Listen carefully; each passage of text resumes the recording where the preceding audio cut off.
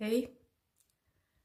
Tässä harjoituksessa teette yhdessä kirjoituksen.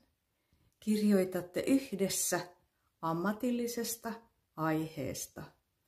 Millaisen tekstin te kirjoitatte? Kirjoitatteko yhdessä lehden? Kirjoitatteko yhdessä pitkän julkaisun? Tällaista minä ajattelin, että kirjoitatte. Tässä on puhekasvatuskoulussa ja yhteiskunnassa. On toimittaja, joka kokoaa tekstin. Ja sitten täällä on sisällysluettelo. Ja täällä on esimerkiksi Soile kirjoittanut Opetetaanko meidät vaikenemaan sivulla 25. Hän kirjoittaa, tässä on tämmöinen vähän vanha ulkoasu.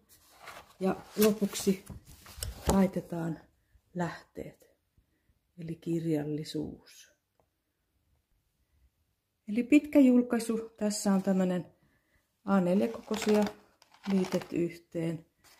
Tilaa ilolle. Täälläkin on sisällysluettelo, mikä juttu, otsikko ja sivunumero. Ja sitten täällä on teksti. Monta tekstiä. Ystävyys pidentää ikää. Ja sitten täällä on 3 kappaletta. Ja sitten täällä on myös kuvia. Ja lopussa on lähteet, mistä tieto on otettu. Eli tällaisen on tarkoitus teidän kirjoittaa. Ja kuinka sinä kirjoitat kaverin kanssa? Kuinka sinä kirjoitat kaverin kanssa? Tässä on Mauri Kunnas kirjoittanut etusivun juttu, eli kuinka sanomalehti tehdään. Samalla tavalla on useampi kirjoittaja.